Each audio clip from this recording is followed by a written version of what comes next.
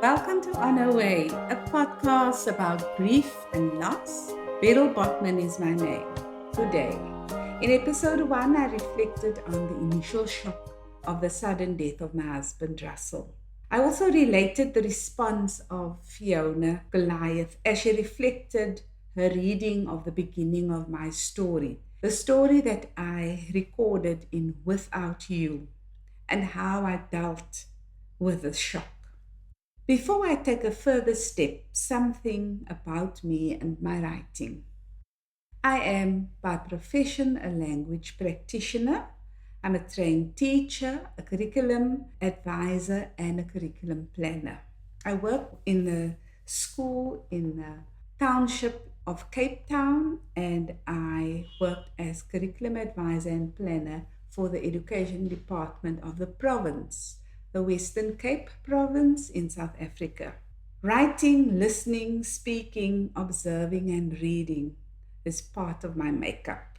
Writing a book was always on the cards for me.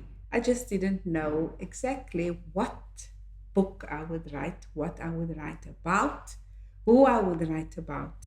I knew that all the experts in writing and reading say that when you start writing, write about the topics that you know best. Start with yourself. So I knew that would have to be a start, but not exactly what. Should I write about my childhood? Should I write about my youth during the turbulent 70s and early 80s? Should I write about my student days at university or my early adulthood? Attending a play at Artscape Theatre in Cape Town, where I became a regular patron, I attended a play called Widows, which was staged by a group of community women from Langa, which is a township in Cape Town, just outside of the city centre. On this stage, I saw myself reflected in so many different aspects, the same kinds of issues that the widows on the stage had to deal with, I had to deal with. And that was one of the reasons why I decided that I should add my voice on this issue, the issue of widows. And my friend Marlene Leroux, in discussion with her about what to write about, she confirmed this. I thought maybe I shouldn't write so personally about myself. Maybe I should do something regarding Russell and getting women who he related with or who he had an influence on and collect an anthology of stories. And her response was, Beryl, you have done enough for Russell. Write about yourself. Do something for yourself. And I think that clinched the deal for me. And I decided I will write about the 5 years of my mourning process. That was about the time that all this thinking and toing and froing about what to write about happened. So 5 years after Russell passed away, I started pursuing the topic of my widowhood, of my mourning. I speak about this period of mourning, forging a new path, probably the most significant period of my life as I reflect upon it. Certainly the most intense on a very personal, spiritual, and emotional level. Writing is a very personal matter. Writing is a subjective matter. And I decided to write very personally and in a very intimate way. And if I choose to write about this experience and how I experienced this period, I have to be true to myself and reflect that intimacy and reflect the very personal experiences that I had. Otherwise, I would brush over all the hurt that widowhood brings as it happens in society. I wrote in Afrikaans, Sedert die dood ons skei is the title, because Afrikaans is my mother tongue and language comes better in Afrikaans, especially if it's on such an intimate and personal topic. I had it translated to Without You by Belinda Jackson.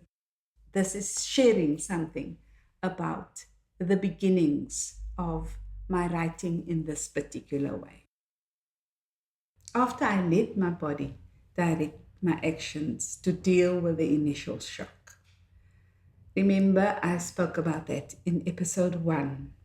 I allowed my body to do what it knows best. I became calm. I could breathe regularly. I could sit down and I could be quiet. I started thinking. I realized this upon reflecting on rereading my story. I could start thinking, and I knew that I had to start making decisions from the very word go. And the very first question that I had to deal with is, who has to hear from his death first? Who are the people that I need to let know first? Who has to hear it from me and not anybody else? And so I made the first decision. The first decision that I took was, I will call my sister Veronica. That was actually the first person that came to my mind. And I told her, now who's next? And then I had to create an order in my head. I had no time for long conversations. There was nobody else to consult. The first person that came to mind was to call my sister Veronica. I was calm and I told her. And then I thought, who next? Who was the next list of people? And that was our children. We have 4 children. 2 of them, Russell's children, Hyman and Lazelle from his first marriage. And then I have Ilse, and then Russell and I together had Roxanne. And so I took it in that order. So that was the second group of people.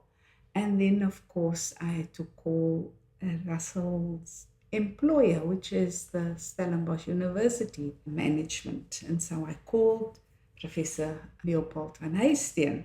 So, upon thinking, how did I create this order? I went back onto what was important for me. I had to rely on also realizing what the relationships in the family is, and I had to know how to deal with family matters. Of course, besides those that I already mentioned, I knew I had to also inform Russell's siblings.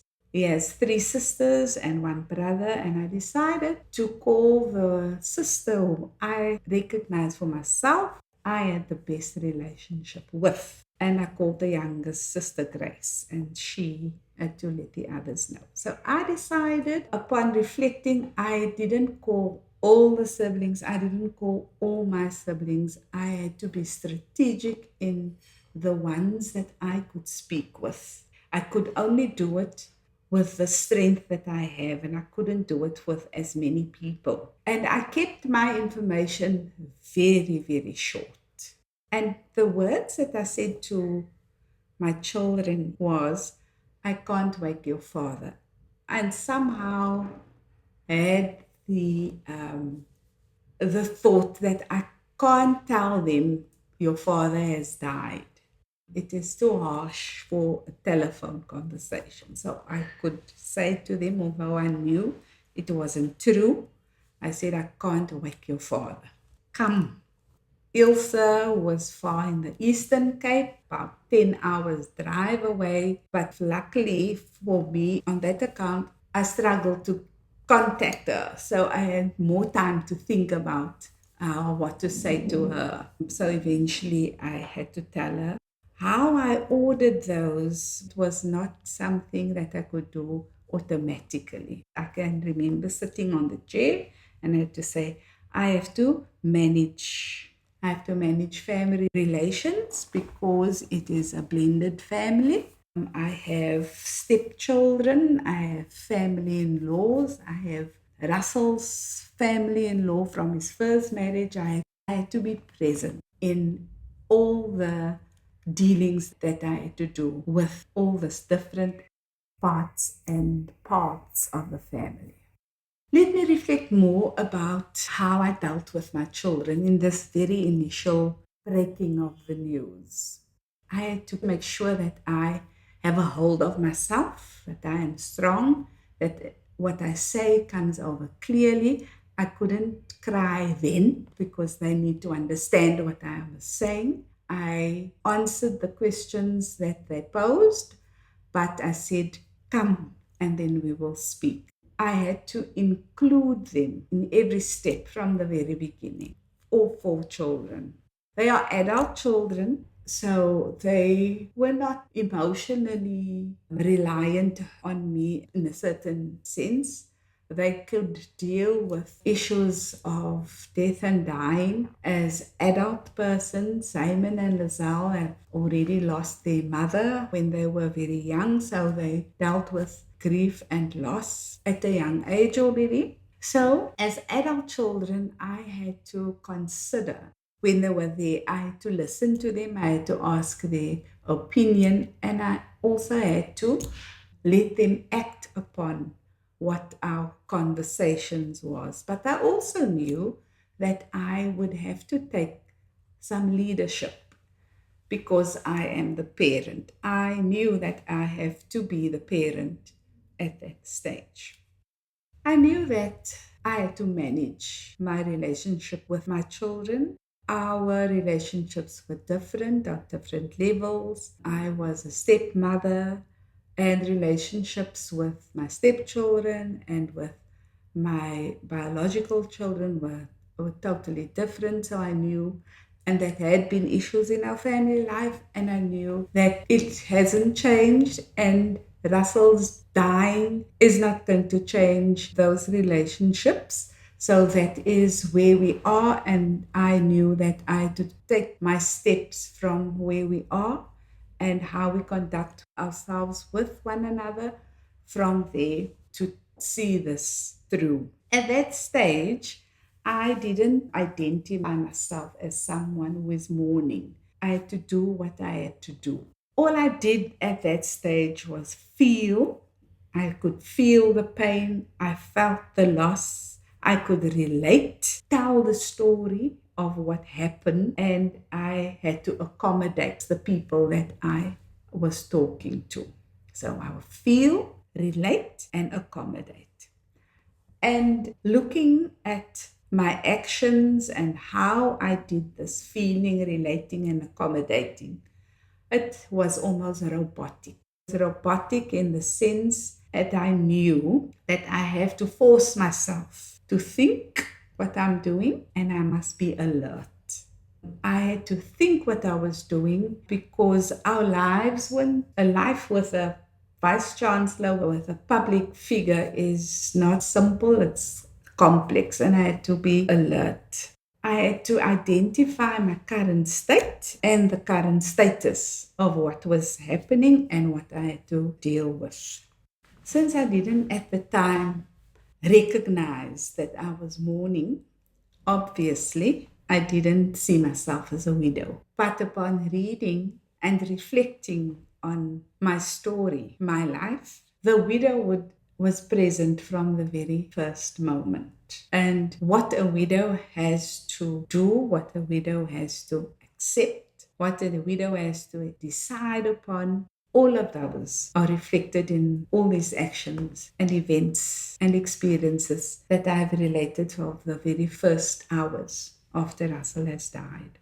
I have found myself protected by my siblings, by my daughters. I knew that I just have to deal with the first couple of hours of people, my children, the family in the first round, and the rest of the mourners will be different. And I thought that will have to come later. So I knew that I will have to be true to myself. I will have to control my emotions as far as is possible, but also allow myself the space to show my emotions when I can't control them and not feel guilty about it. I also needed to act quite quickly in alerting my children, especially with the one child that I couldn't contact on a cell phone because of the role of social media. I will speak about that at a later stage, but social media has no boundaries. People on social media have no boundaries and no consideration for being the personal issues that has to deal with. And that is why being the first person to tell the people that matter is a very big question. So the question, who should know first and who should hear from me? That is a very real question. It has to come quickly and you have to act swiftly. And now I'd like to read a short extract. I'm reading from page 13. We go up the stairs to the bedroom. The sister walks around the bed and feels for a pulse. No pulse. The doctor will come and confirm. The doorbell rings. It's the doctor. It's all over. I call my sister Veronica. Russell is dead, I say. She answers. Are you sure? Maybe he's in a coma. He is dead. The sister orders me to sit down. I call the children one by one. I can't wake your father. Ilse's phone isn't working. I call a neighbor in Yugi 10, 12 times. No answer. I call Leopold. Now, Leopold is Russell's colleague, so that is the employer. He should be one of the first to know. The nurse tells me to stop making calls. But I just have to make one more. I must let Grace know. She can spread the word. On this day, the 5th of July, I'm recording this podcast episode 2. It's the same day, 10 years ago, when we attended Russell's funeral. So it's a sensitive day, and it is a day that I reflect upon how people related also to Russell and not only the close family. Until as recent as this year, 2024, people relate to me where they were when they first heard the news of Russell's passing. To me, that is very significant. Significant in the way that he lived his life, that the news of his passing is something that people remember as one of their life moments to be able to share with me throughout a decade. I remember my friend and colleague Hazel Goliath related that she was in Namibia. Somebody else said he heard it on the radio on their way to Uppington. Some other friends said they heard the news somewhere on a street in Europe. My friends Charlene and Chris Nissen were on holiday in Mauritius. Someone was on their way to the mall and had to change their route and come straight to Stellenbosch. I'm actually very sorry that I didn't make a note of all those remarks over the years. It would have been great if I could have reflected on, because there have been many. And some of them escape me now. But that is how it is. You've been listening to Who Should Know First. Walk tall, tell it all. You've been listening to On a Way with Beryl Botman. You can purchase my books online on Amazon, Take-A-Lot, and at bookstores like Exclusive Books, Bargain Books, Independent Bookstores, and Barnes & Noble internationally. To connect with me, please follow me on Facebook to learn more about my book launches and talks. You can write to me at beryl.botman60@gmail.com. Thank you for listening.